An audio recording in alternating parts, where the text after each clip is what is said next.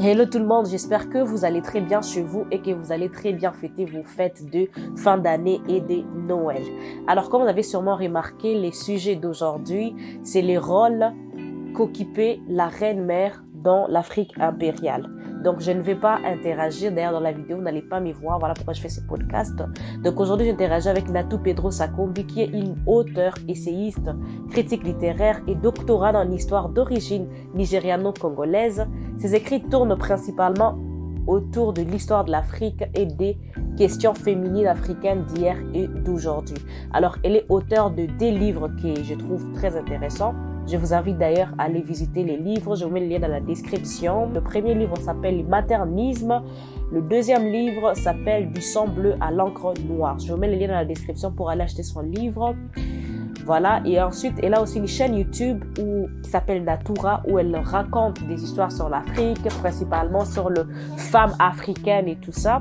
Donc voilà, mais aussi, elle a sa gamme de produits, des cosmétiques africains en tout cas, pour la peau, des femmes noires, des femmes d'Afrique et tout. Donc voilà, je vous mets aussi les liens dans la description pour aller la suivre. Maintenant, on écoute Natou et je reviens juste à la fin de la vidéo.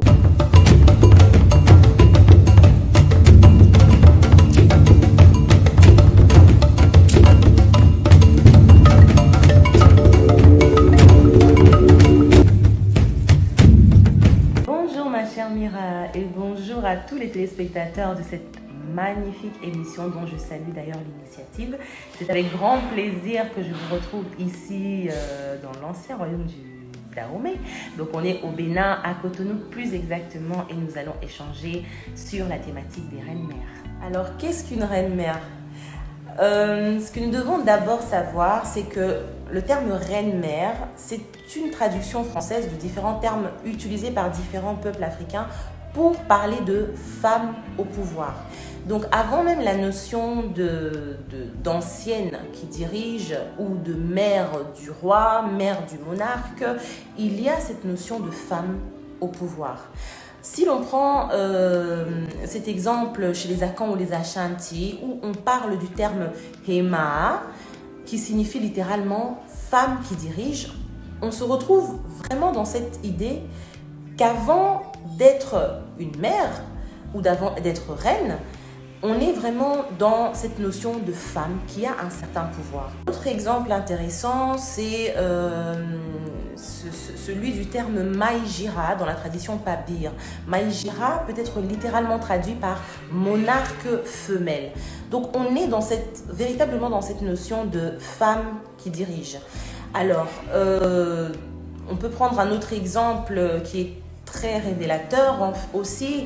Dans l'ancien royaume du Bénin, les reines-mères qu'on appelle les Iyoba dirigent à partir d'un bureau et ce bureau est appelé tabouret ou trône. Donc encore une fois là, on a affaire à des femmes qui sont appelées par les africanistes qui arrivent en Afrique, des reines-mères, mais qui en réalité sont des femmes qui ont un pouvoir et des femmes qui dirigent, et pas forcément les mères de rois ou pas forcément de femmes très anciennes qui dirigent. Pareil en Ouganda, quand on parle de reine-mère, donc en tout cas quand les africanistes ont décrit certaines femmes de ce territoire-là lorsqu'ils arrivent comme des reines-mères, mais en fait les mots utilisés pour désigner ces femmes-là, quand on les traduit littéralement en français ou en anglais, il ne s'agit pas de reine-mère, mais de femmes au pouvoir, donc de femmes qui dirigent. Donc, durant la période précoloniale, on observe que plusieurs sociétés d'Afrique, et principalement d'Afrique de l'Ouest, sont organisées autour d'autorités telles que des chefs, des rois, des empereurs, des reines, mais il y a également celles qu'on appelle les reines-mères.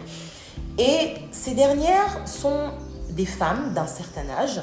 Parfois, ce sont les mères de rois. Parfois, ce sont simplement des femmes d'un certain âge, d'anciennes, qui dirigent. Et elles sont considérées vraiment comme des figures politiques très importantes et elles inspirent un grand respect. Si l'on prend encore une fois l'exemple de la tradition Akan, on sait que les reines-mères sont considérées comme des souveraines autonomes, bien qu'elles aient leurs homologues masculins ou féminins dans toutes les sphères de la hiérarchie politique. Alors, ces reines-mères avaient un certain pouvoir.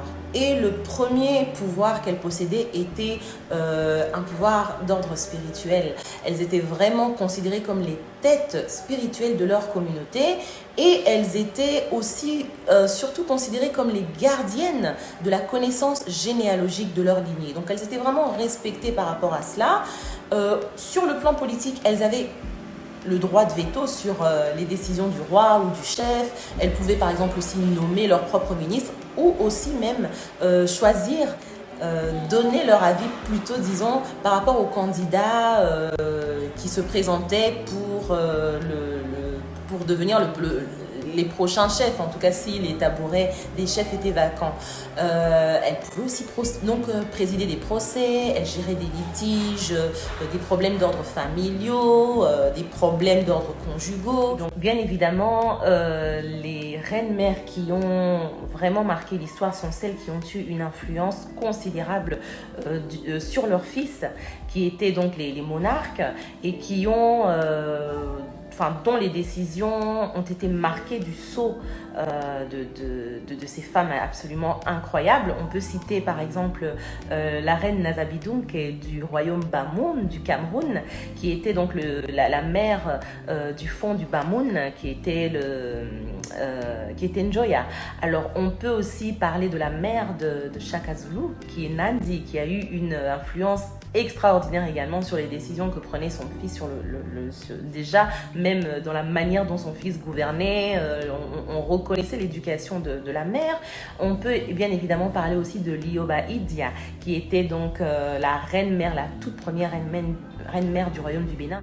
Lioba Idia, qui exerçait un pouvoir spirituel absolument formidable et qui disposait elle-même d'un bureau en fait. Et lorsque les africanistes arrivent justement dans le royaume du Bénin, ils sont tellement perturbés, on va dire, de voir cette relation qui existe entre l'Oba du Bénin, qui est donc le roi, et Lioba, qui est sa mère, qu'ils ont même l'impression qu'il y a une espèce de relation incestueuse dedans. Mais c'est parce que simplement, ils ont mal, analysé cette relation qui était d'ordre plutôt spirituel. Il s'agissait bien évidemment d'une union entre la mère et le fils, mais il s'agissait d'une union symbolique et pas d'une union incestueuse comme les africanistes ont pu le penser. Donc les reines-mères avaient vraiment un pouvoir extraordinaire et vraiment je pense qu'on peut s'en inspirer encore aujourd'hui. Alors, certaines reines-mères existent encore aujourd'hui, par exemple au Ghana.